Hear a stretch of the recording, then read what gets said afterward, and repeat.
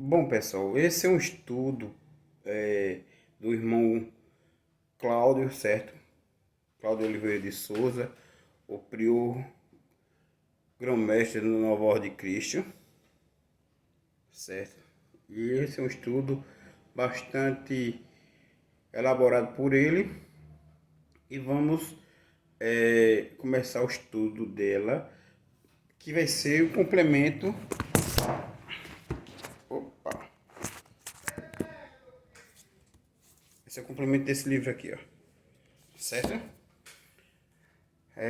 A Capela Roslin, comando templário que criou a maçonaria.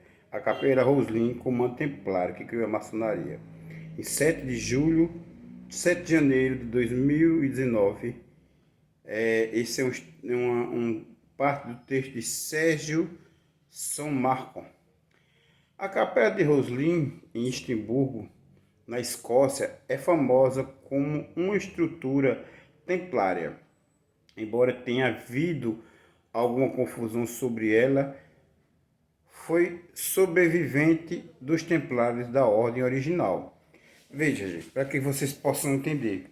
Durante a perseguição a nós templários, certo, na França, muitos dos irmãos deixaram a França no dia da nossa prisão e foram para vários países, para Portugal, para a Escócia, e lá foram recebidos na Escócia pela família Santerclay, certo? Como nós falamos sempre, a ritualística maçônica, ela é milenar, certo? Ela vem antes da maçonaria. É uma ritualística de autoedificação do ser humano. Então, alguns desses templários eram maçons, faziam essa ritualística maçônica. Então, e eles foram para lá, para a Escócia, e construíram a capela de Roslin, certo?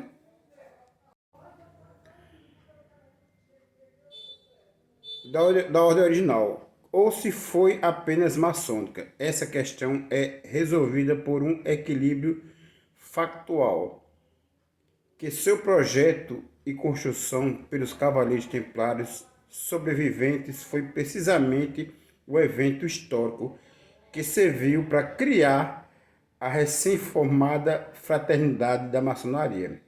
A Capela Roslin foi construída sob o comando de William Santerclay, barão de Roslin, entre 1410 a 1484 depois de Cristo. Veja só, minha gente, foi construída 76 anos depois do meu assassinato lá na França, certo? Um descendente hereditário do primeiro grão-mestre da ordem, Hugo de Pai, que era casado com Catherine Santerclay, sobrinha do barão Henri Santerclay de Roslin. Esta genealogia que nós também vamos estudar aqui, certo?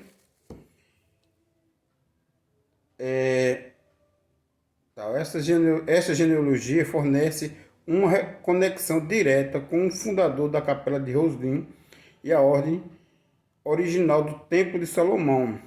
No entanto, o papel templário de William Santerclay em liderar o projeto e a construção da Capela de Roslin não se baseava em nenhuma autoridade hereditária, mas sim porque ele serviu como o grande comandante dignatário para a Escócia da Ordem Templária sobrevivente.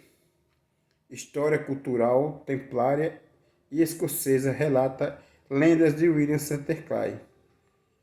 Era um grande comandante da ordem.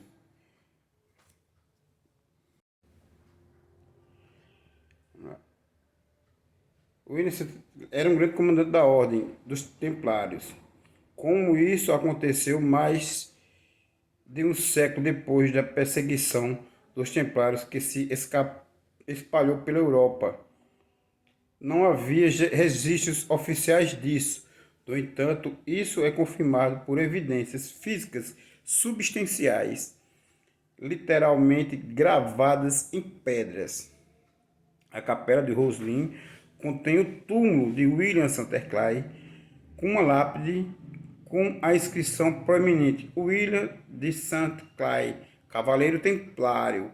A pedra superior apresenta o símbolo escarbunce, a cruz de 8 pontas, uma carga heráldica do rei Fulk de Jerusalém, como o soberano patrono da grande mestra dos templários, que aparece nos escudos do famoso Horseman da Grande Maestria em 1158. Uma representação especializada do selo dos templários, de nós templários, cavaleiros, representando dois cavaleiros templários em um único cavalo. Também aparece na parede oposta ao túmulo de Guilherme da capela de Roslin um selo esculpido de Agnus Dei, o Cordeiro de Deus, apresentado no selo oficial da Grande Maestria usado na Inglaterra em 1160. Bom, é encontrado no topo de uma pilar, pela mesma parede da tumba de Guilherme. A capela interior contém outra tumba marcada apenas como cavaleiros templários do século XIII. Historiadores templários modernos encontraram evidências de que o pai de Lord William, Henry Santerclay, desejava construir um edifício de que alguma forma refletisse a mais antiga conquista dos templários, ou seja, a escavação do Templo de Salomão no Monte Sagrado em Jerusalém. Assim, a Capela Roslin era uma representação medieval do que a parte do Templo de Salomão escavada pelos templários. Provavelmente parecia. É dito que é uma cópia do Templo de Salomão que estava em Jerusalém, confirmando que o projeto da Capela Roslin foi concebido como uma representação do templo bíblico de Salomão e como uma manifestação de suas escavações pelos cavaleiros templários. Ele contém uma proeminente inscrição latina, Forte es Venus. Então, como falei, a capela Roslin tem uma inscrição em latina, que se diz assim, Forte es Venus, Forte es Rex, Forte erex sum mulheres, Super omnia vinci verinit. Forte é o vinho, mais forte é o rei, mais forte é a mulher, mas a verdade vence tudo. Essa é a resposta para uma antiga questão bíblica, o enigma pedido pelo rei Dário para aqueles que passarem do teste para receber sua permissão para reconstruir o Templo de Jerusalém. Quem ou o que é mais forte? A resposta é uma consequente construção entre refletidas na capela de Roslin. Bom, gente, eu vou ficar por aqui, certo? Vou ficar nessa parte aqui. Os historiadores maçônicos e os escoceses. Não, vou ler mais um pouquinho que dá mais um tempinho aqui para ele.